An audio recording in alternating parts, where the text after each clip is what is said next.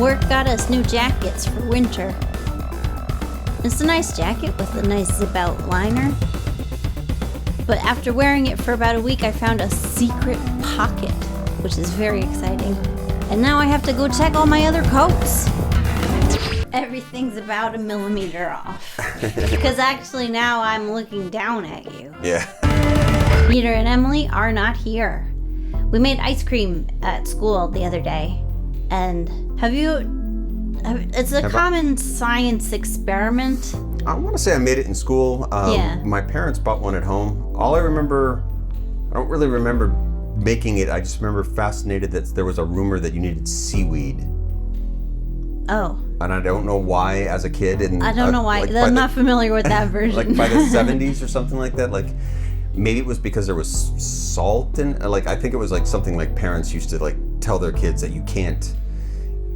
Making ice cream at home is terrible because we have to go buy seaweed or something, and that just made it more enticing. Oh, I wonder, did you put the seaweed in the ice cream, or was it part of... No, I want to say it was like in the ice mixture. Ice, like the salt, because don't you put salt in? Yeah, you put salt in the ice to lower the melting point. That's all the science part of what you teach in Or lower class. the freezing point of salt. Yeah, and that's...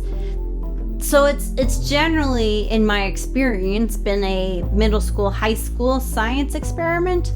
But this wasn't the first time I've done it with like little kids. And so if you're not familiar, it's not just you put milk and stuff in a churn.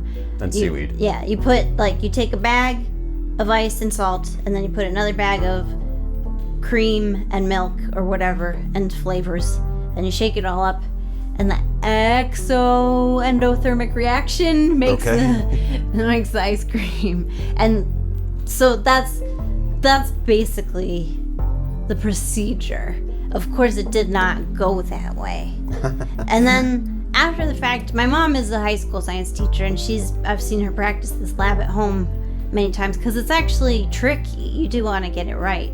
I didn't remember until I had been shaking a wet freezing bag for like 20 minutes that she suggests using a coffee can and just rolling it so you don't have to touch it so much, which is that's kind of a good typical point from what went wrong with the story. So I checked in with my co-teacher on Monday saying we need like a big block of ice on Friday, and then I checked in with her the day before, and then that day she was like, okay, so I have this much ice. And it was like a small bowl of ice. And I was just like, okay, sometimes it's on me because I don't check in with her. But this time I checked in with her so many times and it still didn't come out right. And everything that could have gone wrong did go wrong. Like part of it, I think you're supposed to use cream, not milk,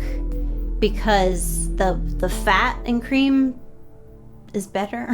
Okay. Like when you make a general rule. If you made whipped cream, you wouldn't make that from milk. I don't know. I could be now I don't know anything. You're messing up your sciences. Yeah. But anyway, and you're supposed to have a lot of ice, and we did not have a lot of ice. You're supposed to have rock salt, and we had table salt, and that's, that could be workable. And then she was like, so you'll put this bag in this bag, holding up two of the same size bags. No, you can't. And then, so we tracked down other bags. We had a bunch of problems, but then they were all solvable. But here's where, when the experiment, if you do it, if you like my mom, practice it the night before, make sure you have all the right materials and whatever, it goes so smoothly. I mean, maybe you get hiccups, but it's like, ta-da, American style production. And this was every step of the way was just a mess. And we had the kids, my American manager, when I talked to him about how to do it with the class, he suggested get huge towels, and then the kids will play holiday music because it's Christmas almost. And the two kids will hold the towels and roll it back and forth to each other. Okay. But we didn't get towels, so instead I just had them keep switching, and it was all I mean, there's so much mess that I'm not even describing to you because it's petty, but it like none of it went as planned at all. And at some point, I was just like, the bag was too cold for the kids to hold. It started leaking again because they were like crappy plastic bags. And I was shaking this bag of milk and ice. And I was like, this is my life. And my co-teacher kept being like, why don't you just put it in the freezer? Like, because that's the magic, is you see the milk turn into ice cream just by the power of your shaking it. And also has to shake, or you just get a milk ice cube. Did the kids, like, at this point, what are the kids, have they lost interest and they're just wandering around the room yeah, at this point? I mean, this is the at best, most of the time, they're like, what's going on, Teacher Emily? What are you trying to do? And not always because we're poorly organized. It's sometimes just because that's what kids think. Yeah. But so we shook it. We had said ice cream. No ice cream was forthcoming. And so we went on to have... Because that's all in the kids' mind was, we're going to make ice cream. Right. Dessert's going to happen. This is going to be fantastic. Yeah. But and also, then all of a sudden, it's just watching adults, like, kind of look at each other. But also, we have show and tell later, and that's also exciting. But nobody's showing ice cream to the kids. Yes. It's just... And then I'm getting, like, really cranky because I'm holding this wet bag of ice, and I'll have, like, that internal monologue. She just listened to me. But so then finally I gave up, and I was like, because I could tell from my mindfulness training that I was getting angry, and having freezing cold hands was part of why I was so touchy. Sure. So I finally was like, fine, let's put it in the freezer. It's time for snack time anyway. I give up. And then so that's at that point I was like, trying to not manifest it outwards toward, like, it's not China's fault, but it is part of China's culture that long-term planning is just not a thing. And like executing a flawless plan is not valued. But I was like, so all I did was shake a wet bag of milk at babies all morning. What even was that supposed to be teaching? We had snack, we did show and tell, we moved on. Lunchtime.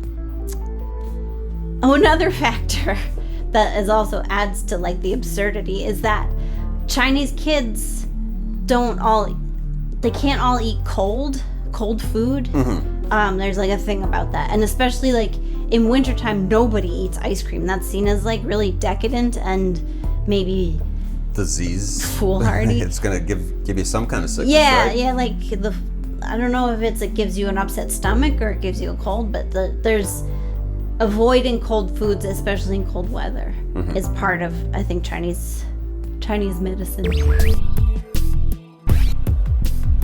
You're going to have to go to the hospital. That's where the doctors are. And they're going to want your blood. Blood is the window to your disease. But here's the problem. Hospitals are always so crowded. You don't even know how many lines you're going to have to stand in. But they're going to be long. You're probably already standing in the wrong line. So here's what you do. Draw your own blood at home. You'll need a good container for transport. Some kind of thermos with a tight seal should do the job. And that way it'll keep for a long ride. If you want to go to the bank, meet some friends for KTV, stop by the butcher's office, and when the doctor's done, make sure you ask for the excess blood back. You don't want anyone making clones. That's your prerogative. How you spend your weekends is your own business. Don't let Obamacare push you around.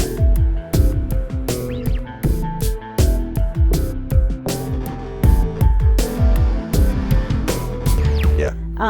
So the plan was, even if we did make the ice cream, they weren't going to be able to eat it. They were going to have to take it home and let their parents decide if they could eat it.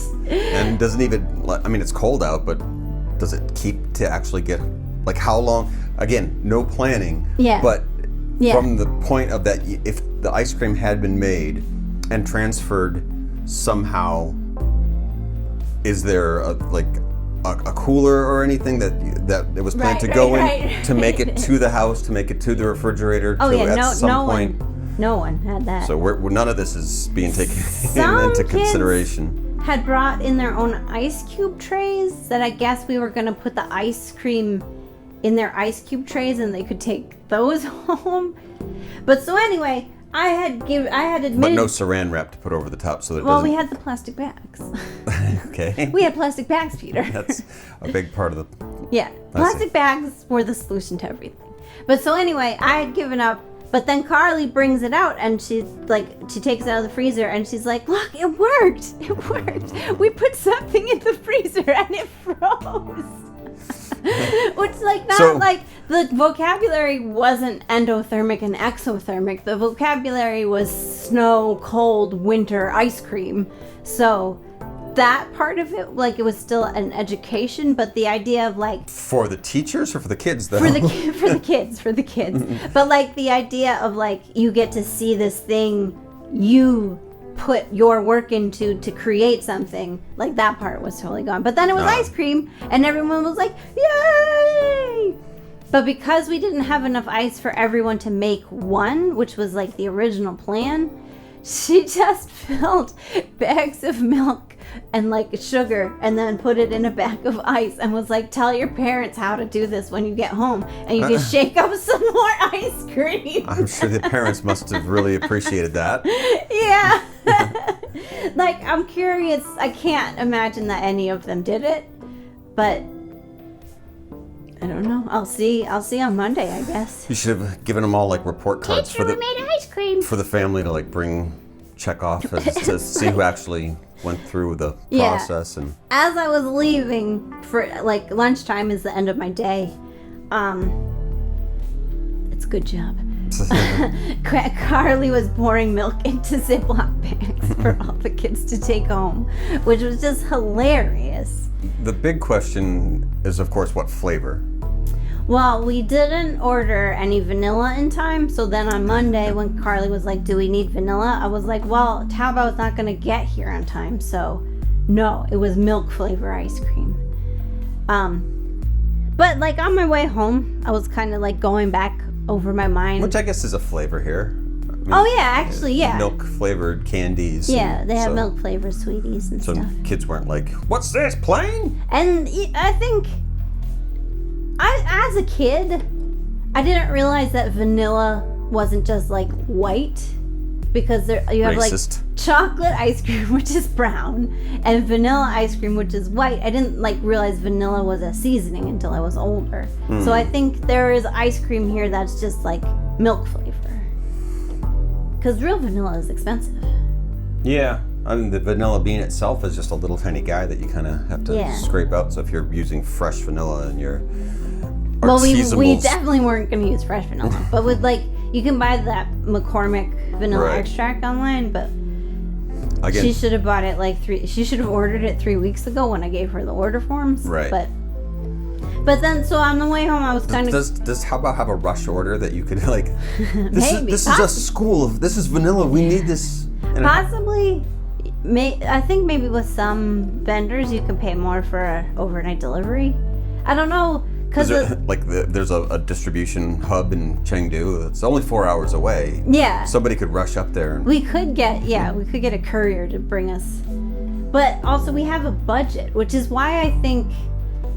So I was going over what went wrong and how could it have gone better, and actually in the end the kids saw ice cream made out of milk and they were happy with that. So it was my problem if I wasn't happy with that. Right. But also part of it is there's tension between, our class has a budget for supplies, but I think the teachers are being instructed not to spend it if they don't have to. Sure. Because unlike in public school in America, you get your budget, and if you don't spend all that money, the government decides you don't need that much money next year, so they cut your money. Mm-hmm. So schools tend to spend all their money that they get, which they should. They deserve that money. Yeah. But ours is a private school, and it's not American, and I don't know if it works like that here, but we don't get funding from the government because we are a private school. So I think there is probably pressure on the teachers. This is just a guess, but I think it's a good guess. To like, if you don't have to buy stuff, don't buy stuff. Well, and we'll use that money for other things. I remember... Maybe bonuses. Probably not bonuses. In the beginning of our teaching, trying to get just like more than like 5 pieces of paper. Yeah. Like that was... Oh yeah, we wanted to make a printout for the kids. Yeah, like for the classroom so everyone could read. Yeah. And they're like, you print out one and then give it to one student and they'll pass it around. Yeah, and then Not because the school was so poor, but... Yeah, but because then like looking back at it, we each had... There were 30 classes total with like between 40 to 60 kids each. So that's like a couple hundred slices of paper. Right. So they were like, you know what? No, you can have 40 pieces of paper, but that's it. You have to get them back from the kids. And our thought was like, we were going to teach the lyrics to a song. They could look at the lyrics later. Yeah. Right. Yeah. We can make a recording. Yeah. They could take it, put it on their phone. They could practice it in their dorm room. Yeah, right, which maybe goes without saying this was our first year. Yeah, this is like our first month in our first year. Well, this goes along with like planning things out. Yeah. Like all of that we're used to working in an office, preparing stuff for meetings like weeks ahead of time. Yeah. That's what we were prepared for. And they're like, you want pieces of paper? Foreigners are always moaning about how hard it is to apply for a residence permit in China. But it's not hard. You just need the right tools. Here's what I came up with. It's a laminated microfiche with all of my info. My non-criminal record, names of dogs I've owned, several ex-girlfriends' phone numbers. That should get you into the country and working. The fact that it's laminated is key. I'm going to be going to a lot of hot pot dinners. But they don't tell you about hot pot. The soup boils at such a high rate that it splatters every diner. And I'm not gonna wear a bib. The other key is personal safety. Since it's already attached to your body, it will make it harder for a thief to take it from you. And if they try, they're going to be in a close quarters combat situation, which now makes your elbow your fiercest weapon. Neutralize your foe with one swift jab. Practice this move at home with a wall or a chair, something solid. Or if you have a roommate. He sold me one of these and it doesn't work at all. I had never even owned a dog. Yeah. And even then, it was what, like, for some of your juniors, you had to laminate one sheet and save it, or like buy a deck of cards and like be like, stop folding it. Yeah. Well, and the cards, and after the paper fiasco, if I had anything I wanted to do special with the class that wasn't like PowerPoint presentation or writing on the blackboard, I just bought the stuff myself because I knew, I mean, there we did not have a budget. Yeah. And there kind of was, I think, I mean, it's also possible we could have had a budget and someone was pocketing that money. Possible. There's no corruption now, but 10 years ago. Before the great government crackdown on how much baiju and paper you handed out to your classroom and teachers and parents.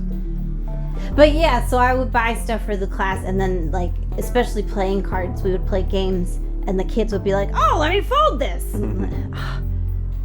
That's all I have. Because I guess I mean, that's a problem. I remember like in school, like you get your books and you'd like draw all over your books. And it's like, that's the only book that's going to last me like 12 years. Right, yeah. Well, when I was in high school, I went to the same high school as my mom and her brothers and sisters. And we would get textbooks that their names were in. Yeah, you like see like dirty things that your parents wrote. My mom. Mom. Yeah. No, I'm lost. Oh, ice cream. Ice cream. Yeah. So yeah, I was kind of like, cause I like planning, and I like when things go. I like when a plan comes together. You know. Yeah. But that's also like not feasible here, and not because that the Chinese culture is wrong. It's just different. Because I started to think through it from Carly's point of view of like, there's every day something different happens than what you expect. And there's like some days where I don't know until that last minute, like, oh, actually, she has to go out, and she wouldn't know either. Like, she has to go out and do another project for someone else. So I'm on my own. Or, you know, we had this planned, but we're going to go use this space, but now someone else is using that space.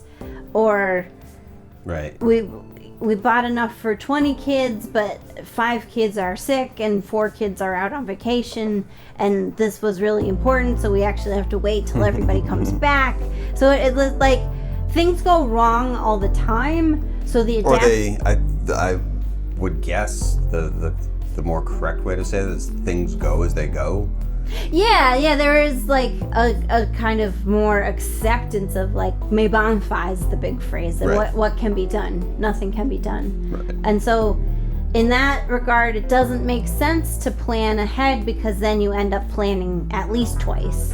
And that is something that, you know, we have figured out over the years. So I stopped getting so uptight about like, for example, when I was working for a different school and we had a Christmas show, I like planned out this big elaborate thing and like, okay, deputize this teacher to do this and this helper to do that, and this one, you're also supposed to be helping me, so your responsibility will be this. And then like a month later, no one had done anything. And then so I had to make a new plan, and like, okay, well, I'll cut back on this and this and this and this. And then like the week before the show, still no one had done anything. Oh, we're only going to see each class of kids one time before the show, so we need to teach them a thing in one 40-minute class period, and it's all up to me, and everyone who was supposed to help me didn't help me. Because they're also being asked to help, you know, like everybody at my current school, they have their job, and then they have like an additional job they're supposed to do. Which is not to say that that's right. Like, I think you should be able to get all your work done, and you should only have to work one job. But that's not how it is. So the adaptation is don't be a fool and plan stuff out so far in advance. That's it's common for a lot of us foreigners when we get here to have that frustration that like, if give me just 10 minutes to think of this, and then we won't have to redo it. But it's not even that like that wouldn't even be appreciated in the same way that we are planning things out ahead of time, because that's just not how the flow's. Like, why would you even plan? Like, you don't even know what's going to happen next. My superior is going to come in and tell me like that, like, I don't want to do it that way anymore. Right. There's so much that's out of your control that you can't. The parents are going to come in and say they want it this way, and there's nothing I can do about it except for change on the spot. So planning way out. Like, even when we first started, we were told that we were going to have meetings with the English department. And so we started planning all out, like all these great things that we could do. And then it turns up that we didn't even, I don't even remember if we showed up like more than once. I think we went to one, and it was just so like the rest of the English department could see our faces. And they're just like, don't tell them anymore. The meeting was conducted in Chinese, so we left. But and so that's like, and I definitely have a cultural preference. I like doing things the way that I learned to do in the culture I was brought up in. And I think like when we plan movie shoots, we're trying our best to, like, the lack of planning, I will say, feels that the product feels half-assed at the end. And I don't want like our things to be half-assed, but we also know like we have to, when we make plans, we have to be adaptable and flexible. Certainly the stuff that we've planned out with performances, speeches, things for the schools that have been like, we could really do something. We did that both separately growing up in our high schools, junior highs, whatever. Like, we were both involved with the drama department or the music department, and so you plan out these elaborate shows and you practice for months, and you're like, this is it. Like, as far as you know, this is your Star Search, your Hollywood moment. Like, I'm going to get in front of all 300 kids in my class, and I better know how to play like Eddie Van Halen, or else like I'm going to be a total fool. And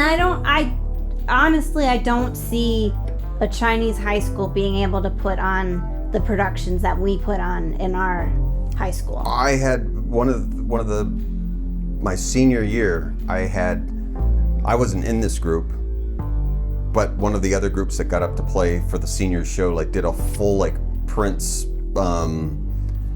like horn players, like, I mean, it was a full-on Prince show, like with like 20 people all playing. Oh yeah. And it was amazing. Like I can't even fathom that would. I've never seen anything in any of the high schools here that could get 20 people to play elaborate Motown. Like, yeah. But I mean, but on the other hand, we so what? We did see the same school. What was described to me, the show where they had, it was like dance, like history. It was our same school, same gymnasium as our first school. They were all in old.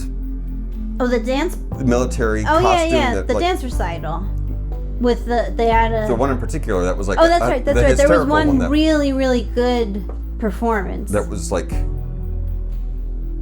Do you remember anything about it? No, I mean it seemed to have a theme of like the history of China and old military conquests. Right. Or not conquests, course, because like, China wasn't that old? No.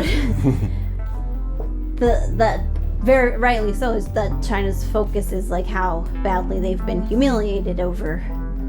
Right. From 1900 to 2000. I mean, it was a very tragic, moving piece. Yeah. So that was full costume, full on high school kids. Yeah. It was a big production that was blowing away. But I guess it could be like maybe the thought there's a drama school somewhere that could put on a show. Right. And just to put that into context, them getting up. And like why would average Chinese high school students with us as they want us to perform? We're musicians. Great. Let's get up and perform. And we're like, okay, that was such a disaster. Let's get up and we'll practice with the kids. Like, but you don't have time to practice with the kids because they have classes until 9:00. Okay, so how do we practice our song? We could practice at home. Okay, we'll practice at home, and then can we practice with anybody else? Like, no one's involved with this. So we're comparing it our way of like, we'll get everyone together in the auditorium and we'll learn this song all together, and they're like, we're busy with that. You're just here to have fun. Right. We also we have math homework. Right. But when we do the thing that is important to us, they're going to practice dancing for however many weeks or months that they did. Yeah. So it's that balance of like, I which guess it is, like, what are your priorities? And it is, again, for the school, my personal preference is, my priority is, if you're going to put on a show, put on the best show or don't bother. But that's also like, I have problems with perfectionism getting in the way of finishing things. Yeah. Whereas, like, if your relationship to performing is, it's not my job, it's just fun, that potentially is healthy. I don't know. Well, and I think the interesting thing is how we've been here long enough where, like you said, we'll never get used to it. Yeah. But it has changed us, and in a way because made us like take it down a notch of like, I'm just trying to get some kids together to make some ice cream. Even in a planning supportive culture, there's still going to be stuff outside of your control, and if you throw a fit every time something goes wrong, that's not great for you. Yeah, you're just going to be the brat child that's just like, why isn't everything perfect? And a certain amount or a lot of adaptability. Adaptability is a very useful skill. So that in the end, I mean, it didn't go the way I wanted, but in the end we had ice cream. The kids were so happy. They practiced their vocabulary, which is like, because the English class works, but we teach other subjects in English, but they're 3 and 4, so they're like pre-academic counting, or the concept that science exists, not actual scientific concepts. which is just to like inculcate wonder into the children. So it's fine if they didn't see the actual result of the experiment. Although then I feel like, why didn't we just buy ice cream that was already made and give that to them to bring home? Because they can't eat cold food at school. But they went through the whole process. Everybody had fun. They went through the whole process. So Yeah. as far as maybe their parents, maybe their Chinese teachers. Yeah. And maybe some of them did do the experiment at home with their parents. Maybe.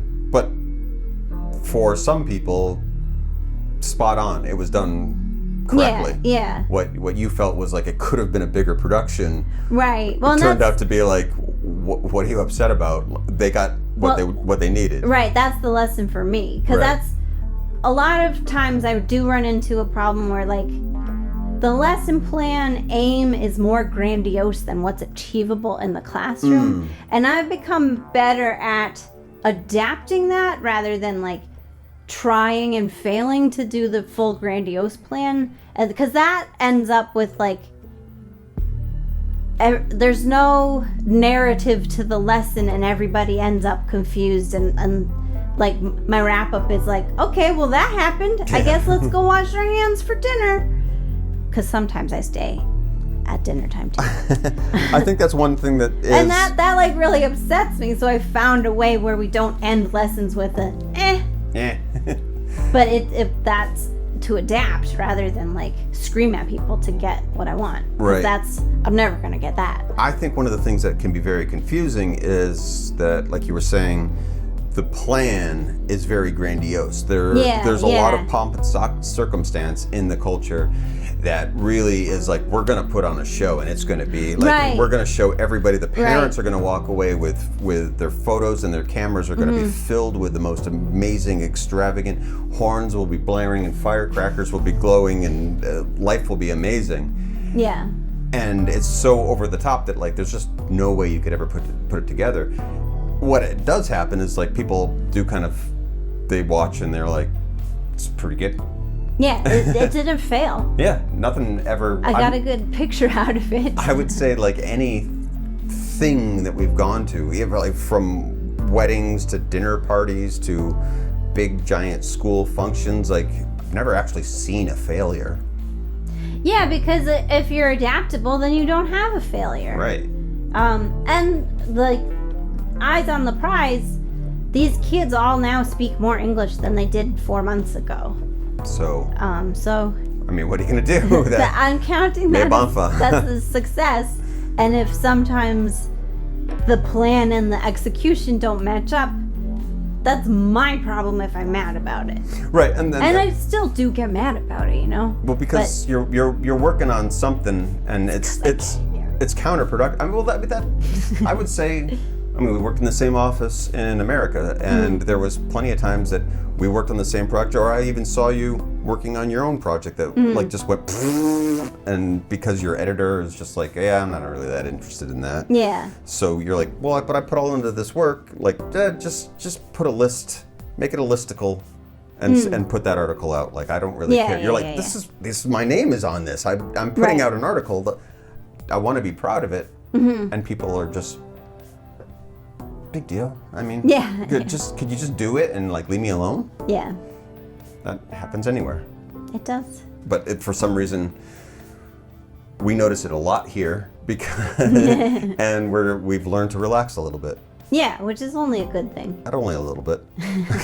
But you know how you do get exactly what you want? Oh. Taobao. Mm-hmm. So we are full-fledged Taobao addicts, I think. Now we are. Yeah, Taobao is online shopping. But what clarified for me was the other day at dinner when our new American friend, she's been in China for 2 years already, but she was saying like how she misses orange juice, and we're like, and you're like, I was like, I don't miss anything. I'm so adapted to China. Like in my head, I didn't dare say that out loud. But I was thinking that, and then you said, oh yeah, what's that brand of orange juice you order on Taobao? We got a refrigerator full of it. So we don't miss anything, not because we're so adapted. We don't miss anything because we know how to find it all on Taobao.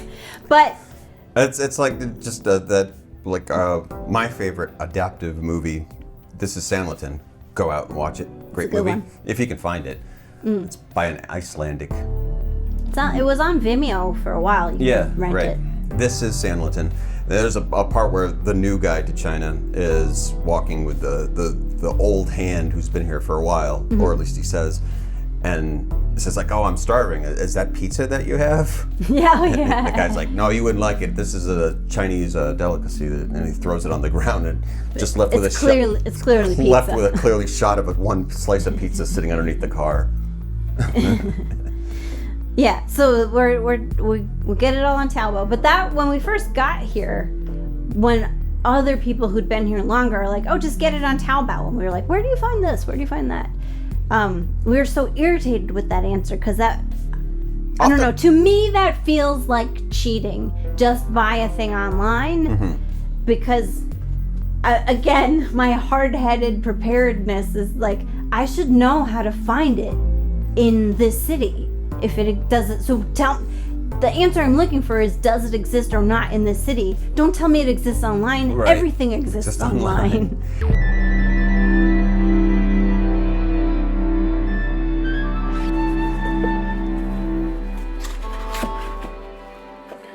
When you first get to China, you're going to want to make yourself feel at home. And how do you do that? You put up pictures, art you like, pictures of your family. Here's the truth. You can't. Nothing will stick to the walls. Tape won't stick, and you'll ruin all of your hammers trying to drive a nail into the wall. To give yourself half a chance, you're going to need a man with a drill, or a woman. The concrete is brittle, so the drill is going to create a vertical sinkhole in your wall. You could patch that over, or that's where your art goes anyways. If all else fails, that's why the Chinese invented folding screens.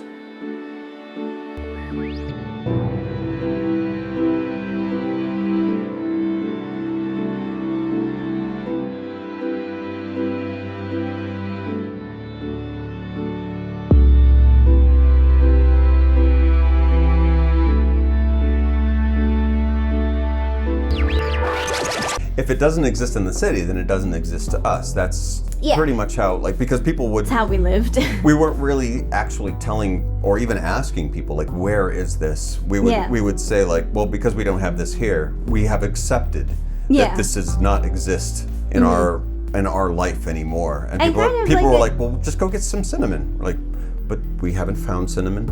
And we don't know where we would find it. We do not deserve to have ourselves a tasty pie. Because we'd buy foreign stuff when we were in Chengdu, because Chengdu supermarkets had... Now Luzhou has more foreign stuff, but at the time Luzhou didn't have any foreign goods. Right. And so we'd like go to Chengdu and we'd load up on mustard and pickles and sauerkraut, everything salty. Every couple of months it would be... We had to go there a lot for that's where the consulate is. And, so business stuff. Yeah, and that would be a perfect time because we wouldn't just go there in particular to go shopping or anything. Right. It was because business-wise we had to go there. Yeah. So awesome. We're gonna like go to the store and we go to this amazing. It's like 5 rows of Western food and it's just like lime Doritos and junk that we wouldn't even think to like have in town. Right. But we scarf it all up, bring it back home, and peck away like little mice for like a month until it's all gone. And I think it was part of our like romanticized visions of what we had done to move abroad. Like we're so isolated from the rest of the world. How special, and we have to make special trips. Like on MASH when they'd go to Seoul. Yeah, totally. And like, we moved to the biggest country in the world. Next to like one of the most international cities. I mean, we never heard of Chengdu before we came here. But Chengdu is a big deal. It's bigger than within Chicago. China. It's bigger than Detroit. Like it's a massive, massive international hub. Yeah. So you're going to find olives and whipped cream and cheese and like maybe not on the level of like you're not going to go there looking for cheese like you'd find in Paris or something, but like the cheese is never as good. Well, that's my caveat for you can find everything on Taobao, but the cheese is not as good. But even like breads, I mean, there's bakers in Chengdu that you can that do amazing jobs that are world par. Not on every corner. Yeah, it's still But- China. Yeah, there's a couple of people that are foreigners. There's like one guy in particular. Do you know anything about him? You go there to get bagels. Oh yeah, I don't know anything about that place, but they do have decent bagels. Not New York That's- bagels, but I'm a snob for bagels. These are good enough. That's what Fair I'll enough. say. That's what I'll say. And also, I do want to say, like, we're not judging the quality of China by the presence of what Western goods we can have, because, like, yeah, cultural imperialism is a problem, and China should be allowed to be China. But it is comfortable to have these things that we like. well, here's what I think. What you're setting up is that we got here and decided that these are no longer things that we have. Yeah, We don't yeah. get them except for on a special occasion, or if like your parents send them to us for Yeah, like yeah. as a special care package. Like we just decided that like we don't get these anymore. Where It's like we ran away on a Spanish galleon. yeah, and Our life is different now. when we got here, there was all these things were in the big cities.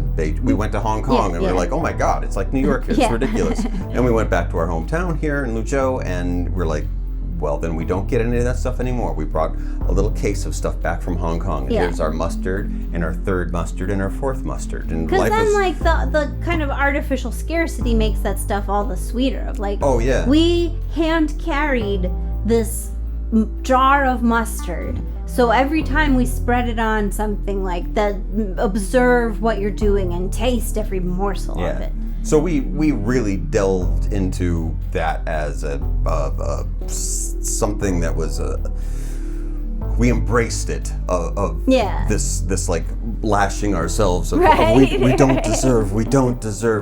Because in the This is meantime, our we last were little having, piece like, of chocolate. Tron every night that we loved. And like, Right. oh, this hot sauce is amazing. So when finally we decided, I don't know do you know what product it was that tipped us over with Taobao?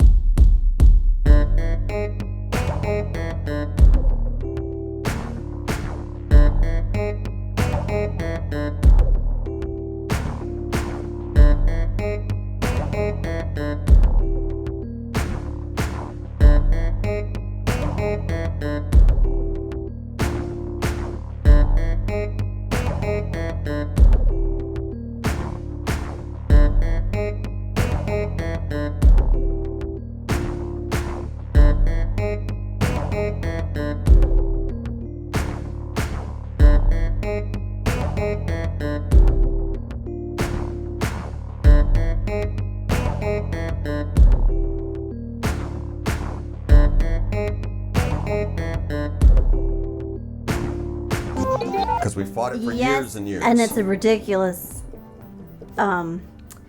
It was in our apartment that was across the street from this apartment.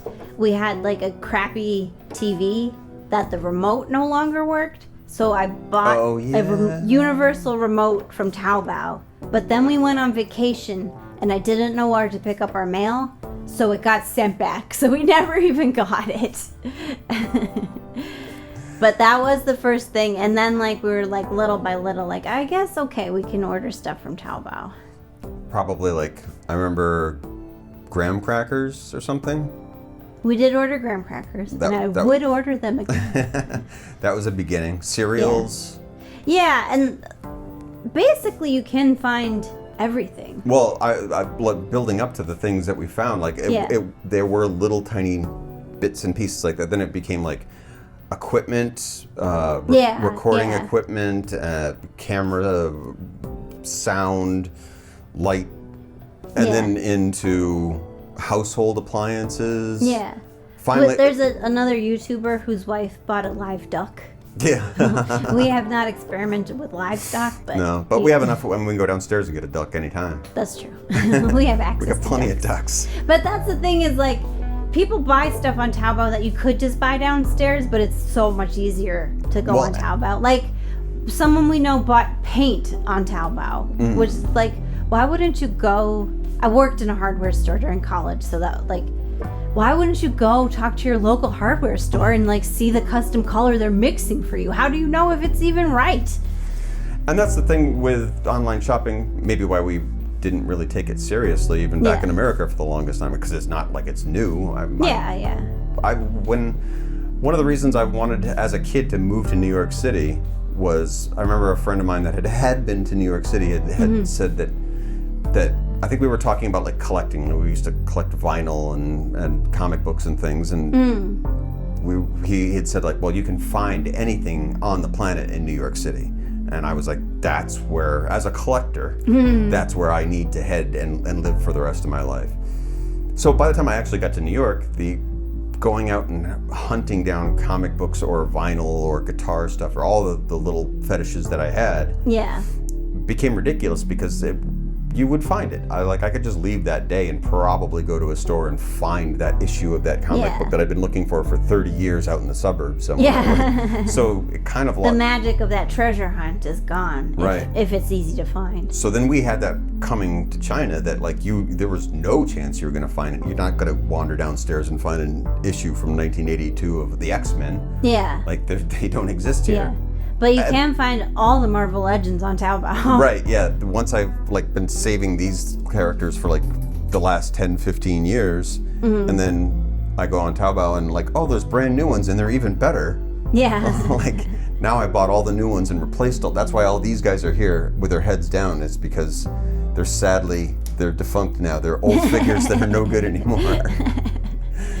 But and now we buy just about anything. Yeah. All of the gear that we're using basically is like some kind of form of... Right. Well, gear is tricky because some stuff they just don't sell in China, and so we can find like analogs to it, but we can't find the same exact thing. And actually, for gear, we shop on JD.com, which is a little more secure in terms of there's no fakes, there's no whatever. Like this microphone is a real Rode microphone that we were able to find. But there were other microphones that in my research I had found that maybe we would have bought, but they weren't on JD, so we went with this one, which is the Rode. And this keyboard here, we years ago went all the way to Kunming to buy it in person at a music shop. Oh yeah. But what has changed from us, actually, we would only buy things, even way before we knew each other. Yeah. Buy things by hand, and we both hate shopping too. Yeah, but we still wouldn't go and do anything online. And through Taobao, now we're going to JD or wherever else. That like the idea of actually going to a store and shop, going to the mall is kind of like a last ditch effort of like, well, I don't want to wait until tomorrow for it to get delivered. Right. But and there's been like, I feel for me a flip flop in that, like, okay, I didn't like shopping, but I was not, even when. So, like, we're of an age where there wasn't online shopping because there wasn't online when we were young. So it was definitely something as, like, that we remembered when it came into our lives. But buying something sight unseen seemed like such a big risk. Right. But here, now it feels like going to a store to see what they have there, they're not going to have anything. Like, just last night we went to Decathlon, which usually does this pretty well for sports clothes and leisure wear. And you wanted another version of the black shirt that you already have. And I was like, they rotate their stock and move everything all around just because that's what stores do. So I couldn't find it again. And I was like, we could just go on Taobao and type in black t-shirt and find exactly what we want. Like, I don't have to go through this business of going to a store and looking for things. Yep.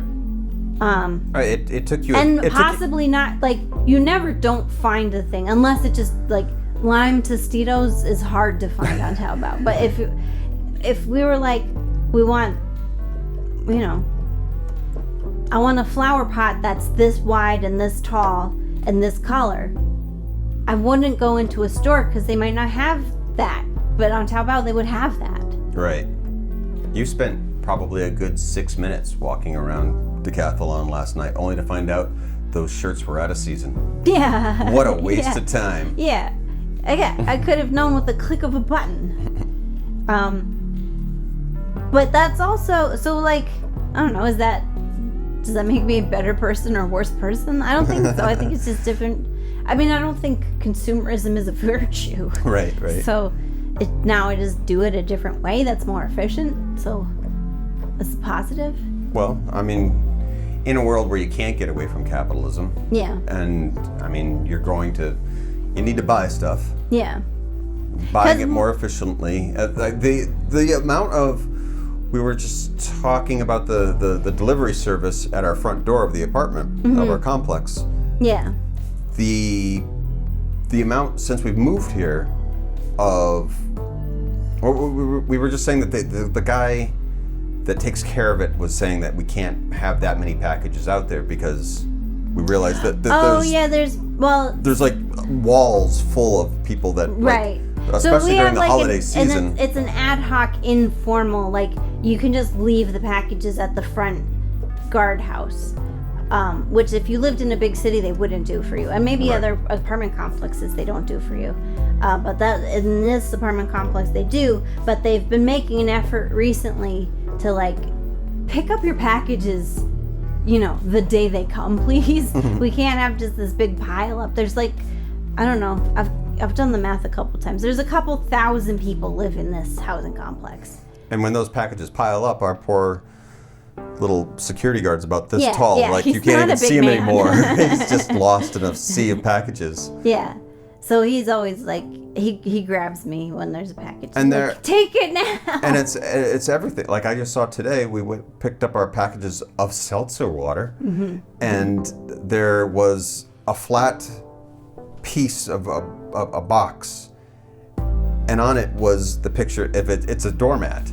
Like, oh yeah. I mean, I would imagine if it was a doormat that you needed to send out. I mean, there's doormats at every store, everywhere around every store around our complex. You go to the grocery store and get a doormat in a second. But somebody bought one that was flat. Like, I mean, you wouldn't even, it's not even rolled up or like folded or what. Like, it was a flat doormat.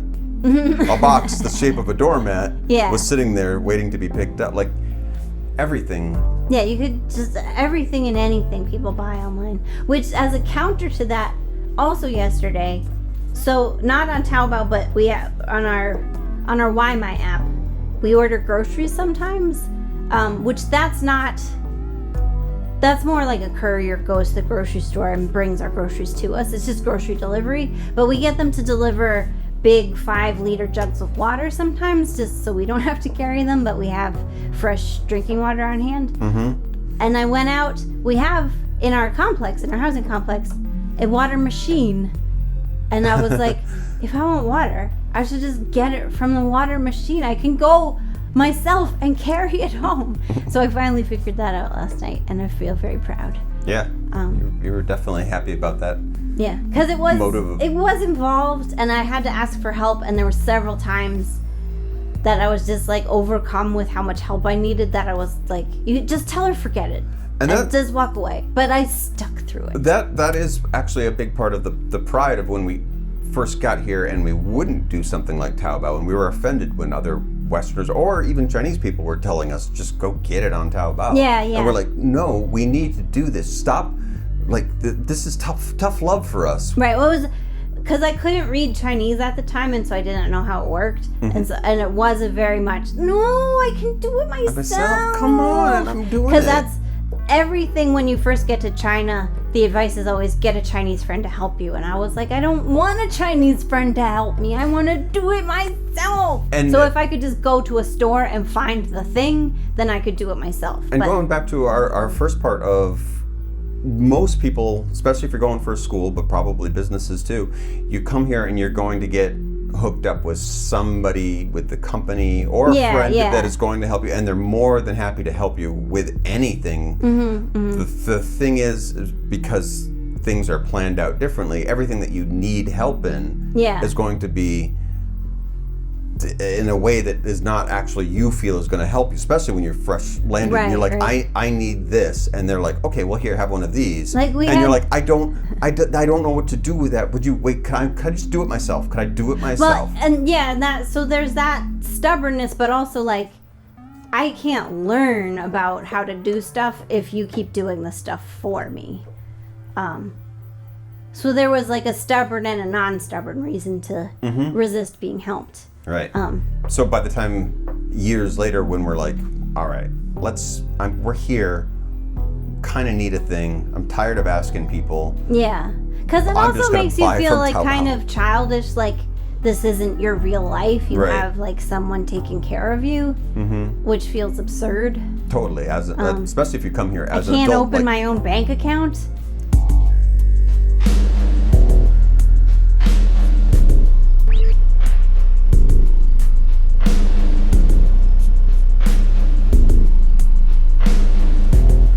There's a lot of talk these days about safety stuff. Is stuff safe for foreigners? Our loved ones want to make sure we're safe in a foreign country. You're strange and you may be frightening to people. There's been a tightening of regulations in recent years and a crackdown on illegal residents. Even more, tariff, trade agreements. No one's even really sure what those things are. But for sure there is danger here. It's in the air, it's in the water, it's in the land. There are at least 9 dragons that we know of. And it only took one dragon to bring down Knots Landing. If you find yourself in some kind of skirmish with a Bahamut... dummy. No, wait! Like, you're not like just out of school or something. Like, I've been an adult. I've lived in New York City. Yeah, I've lived on my own for a decade. Right. And then you come here and you're just like, milk? Help? Yeah. Milk? Yeah. I mean, it took us months and months to find salt. Yeah, because it doesn't come in a Morton's salt container. It comes in a bag. With a panda on it. Who would buy salt in a bag? But so our current round of ordering on Taobao, we bought curtains to help keep the apartment warm in the winter and cool in the summer. We hope. Yeah, this is our experiment. But it's like part of like not resisting Taobao so much is also like we've started buying like big ticket home items, which started like in a very nice way started to feel like we really live here after 8 years, because part of the culture of renting is that in China when you rent an apartment they're always furnished or almost always furnished, because who has furniture, I guess.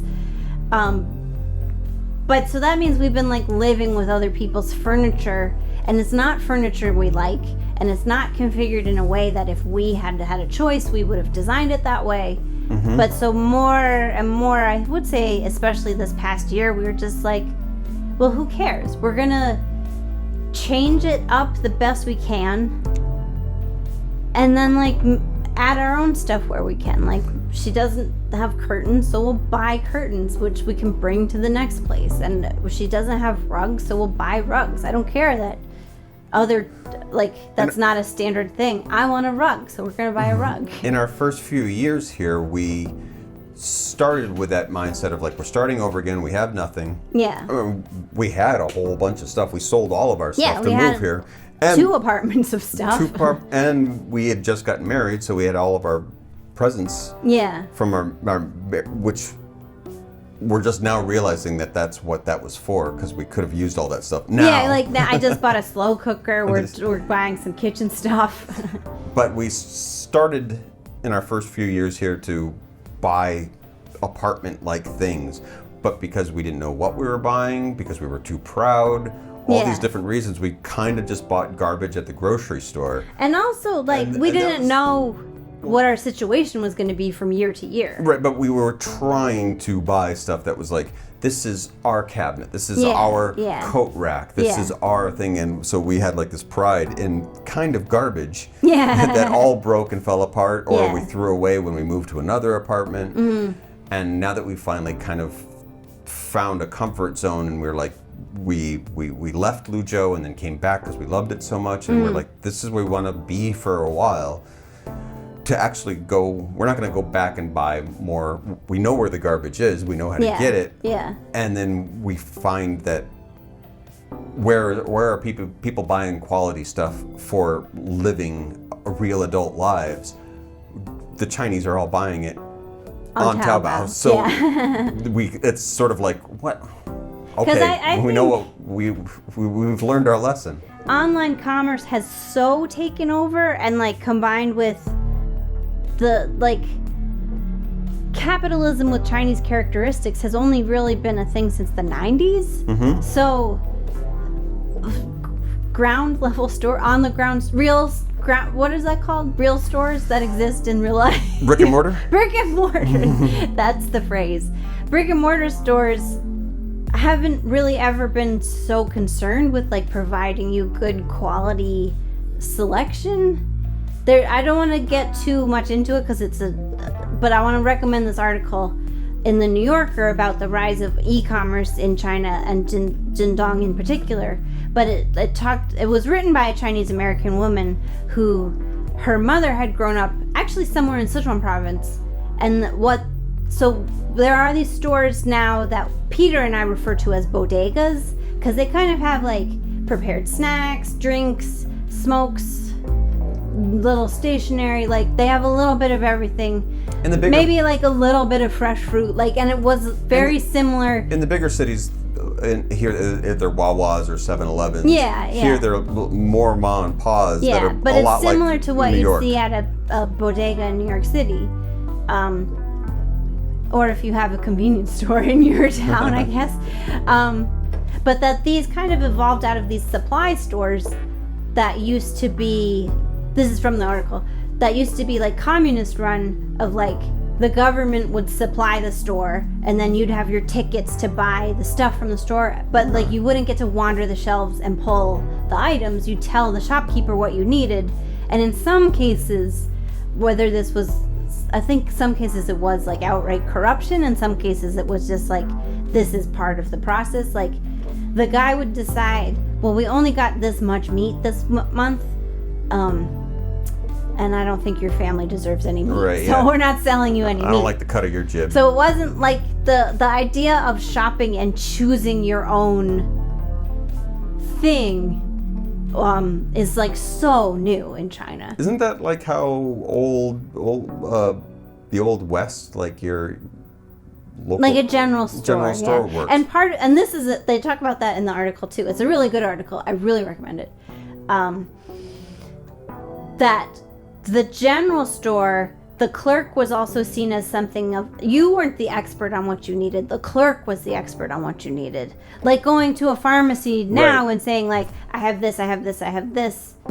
And they would say, oh, you should take this Robitussin and this blah, blah, blah. I guess that's because like the general store you'd was go to kind the of, general store and be like, this is what I'm trying to do. And he'd be like, oh, then you should buy this and this and this. They were like pharmacies also themselves. Yeah, So I think they that also sold medicine. Probably makes sense of why pharmacies were in the back of, and eventually like your Dwayne Reeds and stuff became like kind of grocery stores, kind of hardware stores, kind of. Yeah, but that you weren't the expert on what you needed. You went to them because they had the expertise. They weren't just there to serve you, whereas now shopping is all about serving you, and clerks are just like, customer's always right, getting you to buy stuff. But so there's a roundabout way to, my theory is brick and mortar stores just never bothered with like getting nice things. I mean, now it's a little more like at the mall there's nice things, but like there's definitely an area of Luzhou where like the stores are just like, we have this. If you want this, buy it. If you don't want it, okay. Some of the shopping alley streets that are like kind of, I mean, I want to say they're like fairs, but they're not fairs. They're stalls that people have that are tents. It's like an outdoor market. Yeah. But permanent. And we've asked they like sell sweaters or sweatshirts and everything. And when we first got here, we're like, well, we're not wearing any of this. This is insane.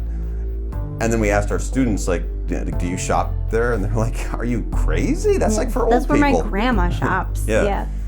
So So if you do want something specific, of course you'd go online to buy it. If you went to a store, you're limited by their selection, and they don't care about selection.